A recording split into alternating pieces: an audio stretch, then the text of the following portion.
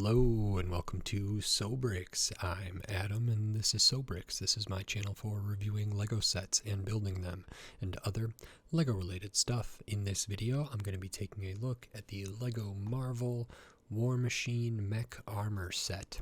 This is set number 76277.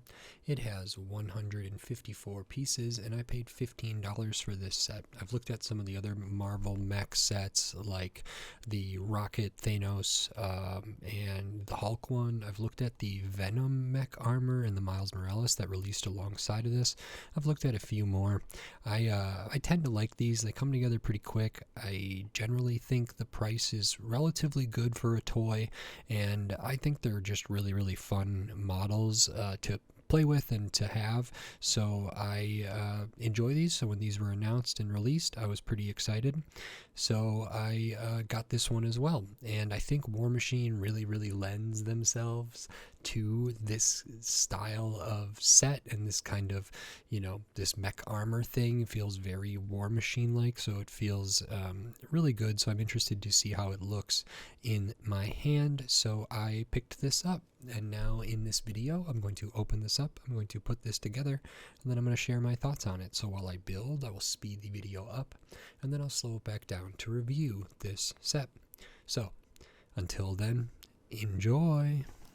Okay, so while we look at the build for this Lego Marvel War Machine Mech Armor, I just wanted to say thanks for watching and then remind you, if you like the video, click the thumbs up. If you like my other videos, click the subscribe button. That helps me a lot. We are on the road to 1,000 subscribers. I would love to get there someday. Not sure if it'll happen, but I appreciate all the help. It means a lot to me.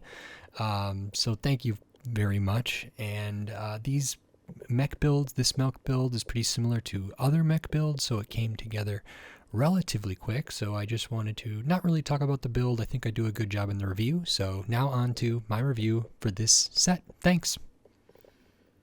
Okay, so here is the Lego Marvel War Machine Mech Armor set.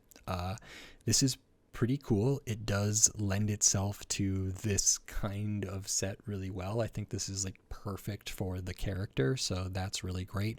And when I built this, I also was looking at the Venom versus Miles Morales mech and an older Captain America mech and a Monkey Kid mech, and I just had recently looked at some Ninjago mechs, and I was having mech fever, and this is a pretty darn good one here. So there's some stuff to look at, and we will get right into it. The first thing we will look at is the minifigure, which is War Machine.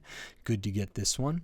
Helmet is the two-piece helmet, which does have the flip-up kind of face there. These helmets are great, but they also feel disproportionate, but it is really cool. Production work is pretty good. It just feels a little bit too big to me, but maybe that's what they needed to do to make it work, and it might be worth it having that there.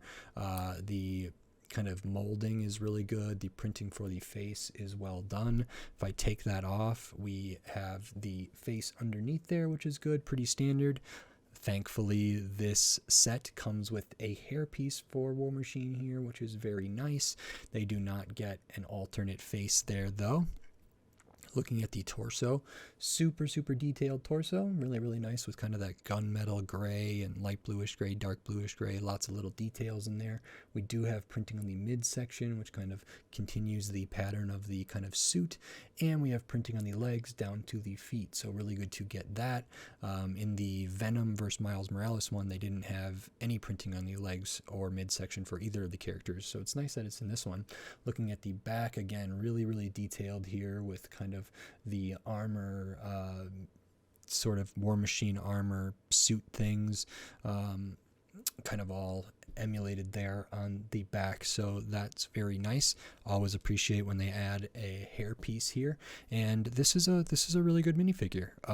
The helmet feels a little bit off to me, but like the production work on here is really good. I don't know if they have really issues printing like these kind of colors with each other. It seems to me that they do a pretty good job most of the time, because they're so similar. It's a pretty muted palette here, but there's a lot of good details, and I'm glad that there's printing kind of all the way through here. Nothing on the arms, but that's not an issue for this character, so that's good. And then the rest of the set is this mech armor. So This does take after kind of the modern mech sort of formula here, using the pre-bent kind of bigger pieces, the same ones that the Thanos and Rocket and Hulk ones did, the same ones that the Star Wars mechs had, the same ones that the Venom mech first Miles Morales set have. So that's in there.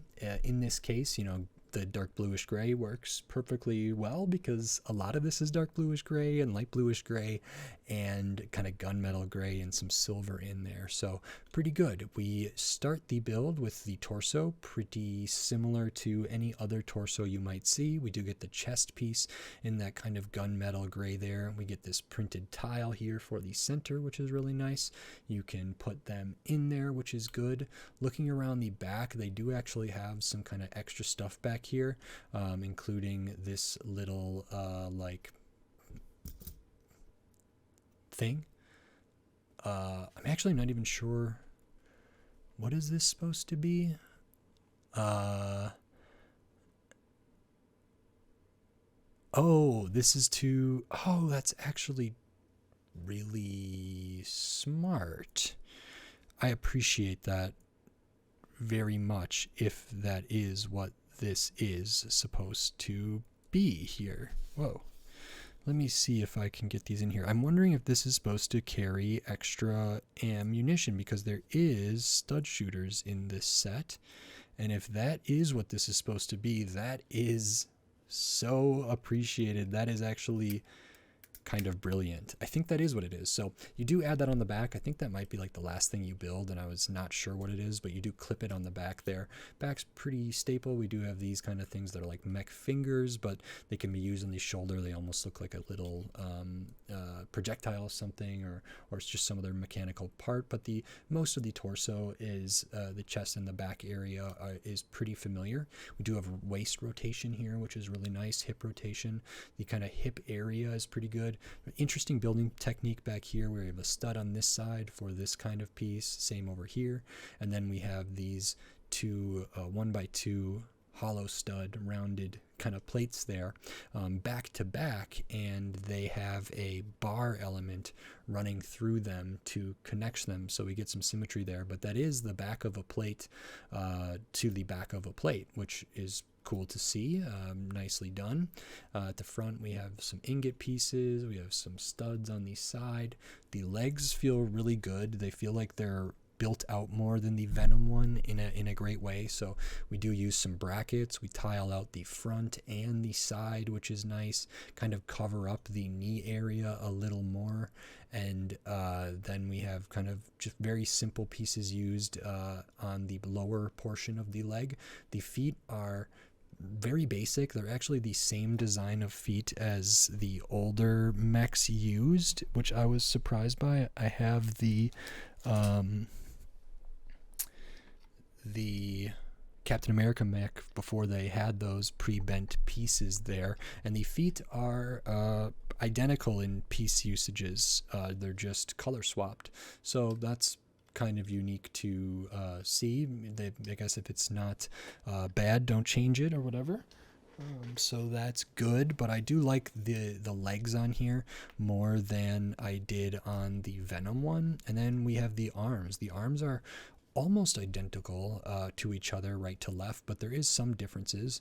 We could, of course, have the mixel joint, ball joint up at the shoulder area, and that's it for this one, so no other joint for the hands. So kind of limited range of motion here for the arms because of like this piece here, kind of because of this pauldron like piece that's clipped on there. So not great range of motion here, but we can rotate the waist, which is really good. We have the mech fingers here, which are the same pieces as kind of up on the shoulders there. We do get the translucent red in the palm, which is cool, and we get some of the War Machine adornments here. This is very simple, but it feels good. And then we get a stud shooter here on the arm, even with this piece, which I feel is like a aim or a laser sight or something like that, but it just looks really cool, fits the part really well, so great to see that. And I do have one of the tiles in there for this tile shooter, so that's good. And looking at the other arm, again, it's pretty much exactly the same, just a couple differences. So like the hand area is the same, so you get another stud shooter there, but up on the shoulder it doesn't have this same piece clipped on. It actually has an additional stud shooter up there. Now that one's, you know, not the easiest to try to aim, and then it also has this flexible tubing going down which connects, which is a nice thing there. But we do have the one on the arm, and then we have the other one up on the shoulder that can all be, you know, fired off. So I do have tiles loaded in each of those. I think Jang in his review of this set talked about how they maybe would have liked like a stud shooter or a bolt shooter or something to like come off the back and over the shoulder a little more. I actually think that's a pretty good idea, a good critique of this set. This fits War Machine, but it's not perfect, and I would have loved like an extra kind of appendage over the shoulder that could be articulated independently, because having it fixed on this shoulder piece does pretty severely limit where this one can go, and it's just not as interesting. I would have loved if we could kind of have all three of these almost firing at the same thing. So if there was one over here that you could move independently, and then you could do your best to get the ones on the arms to try to aim at the same thing. Because of the limited range of motion, I don't know if that's really ever going to be possible, but I think there could be an improvement by having this flexible tubing and like something else coming off the back here, or even coming off the arm, but having like a bit of an extension off of here behind the shoulder to kind of build that up more. Visually, this does look pretty cool, and I think this fits, but it feels a little bit small compared to what I would imagine would be there. And any issues with aiming because of articulation can be accounted for with waist rotation. So if this is standing here and whoops, well, the foot fell off. If this is standing and they need to hit something that's over here, they can rotate this all the way around and fire that off, and we can do that over here. And as far as up and down goes, it's not too terrible, but you can kind of make it work. I think the hip rotation is a big improvement for these in terms of maneuverability, posability, articulation, and like aiming for play or anything. So I do really appreciate that, and it does help compensate for the relative lack of mobility and limited range of motion up at the shoulder for this one in particular, but some of the other ones as well. I can show you what it looks like with War Machine in the cockpit, because it looks kind of like War Machine, and it really works. Actually now when it's in there, the giant helmet, or not giant, but the helmet doesn't look as out of place there. I feel like it looks a little bit weird on a minifigure body, but it's still like small relative to the mech, but it's also not like crazy either. I mean, I think the proportions of minifigure heads and to the rest of their body is not the same ratio as like a full massive figure human type thing is, the real living human, not minifigures. So the ratio is usually pretty skewed at the minifigure level. This feels like it gets it closer to the kind of actual proportions as far as like heads to height. I'm not sure how many it is here, but it feels like a little bit better. So it actually is a supernatural kind of look for this character, and I think that really speaks to how good of a choice this was to make one of these mech sets for this character.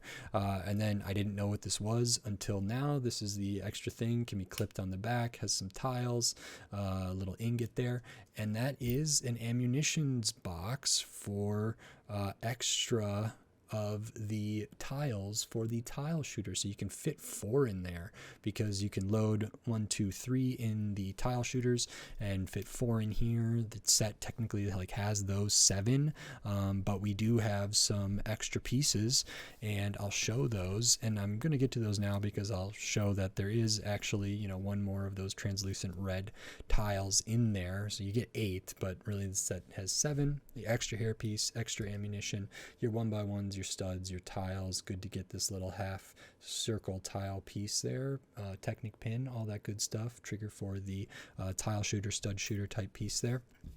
And this set is 154 pieces. I paid $15 for it. That's what it retails for. That's what a lot of these mechs retail for, except for the Star Wars ones. Those retailed for $16, but $15 feels fine. I actually think this minifigure is pretty good quality, having printing all the way down.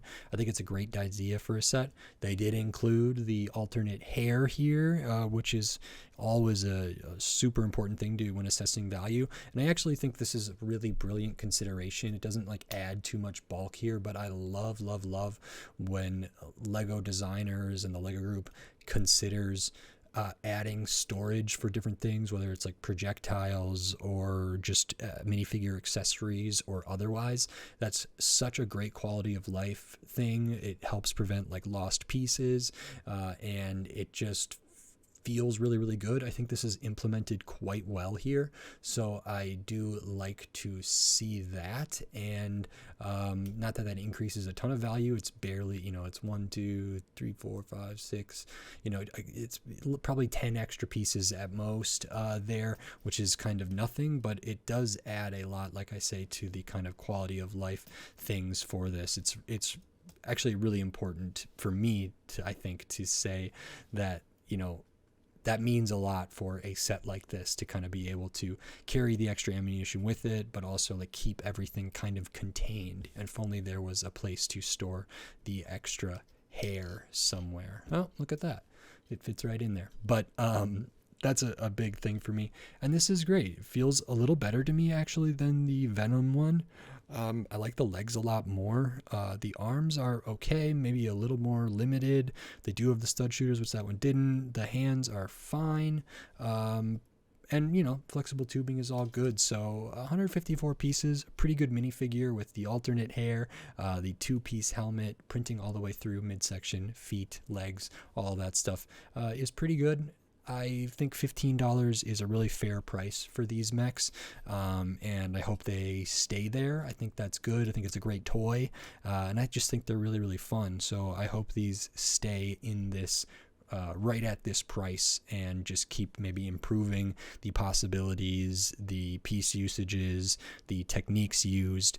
I don't know how worthwhile it would be to kind of try to branch out or to develop new ways to do the arms and the legs versus like the old way, like that Captain America one or like a Monkey Kid one that I looked at recently, or if they want to just stick to using these, because it does make the form factor consistent and kind of cool to just have like a bunch of these that are very similar in, you know, size and all that other good stuff. So I'm not sure if they were, you know, how long they're going to keep making these like this, but I think the formula here is pretty darn good. So I'm happy with it, and I think the value is fair. So I like this War Machine Mech armor set. If you like this video, please click the thumbs up and give it a like. If you like my other videos, click the subscribe button so you can stay up to date on all the Lego videos I'll be doing here in the future, including more Lego Marvel, more mechs, tons of other Lego sets from all different themes, all different shapes, size, price point, piece count, old sets, new sets, big sets, small sets. So subscribe so you don't miss any of my upcoming Lego videos. And if you want to support this channel, you can do that right here on YouTube with membership, supers, and thanks. All that stuff helps me a lot. And I still have the Patreon. It's in the video description on my channel page, patreon.com/sobricks. Maybe consider checking those things out. Again, every little bit helps, so I really appreciate it. So thank you very much. And with all of that said, until next time, thanks. Bye.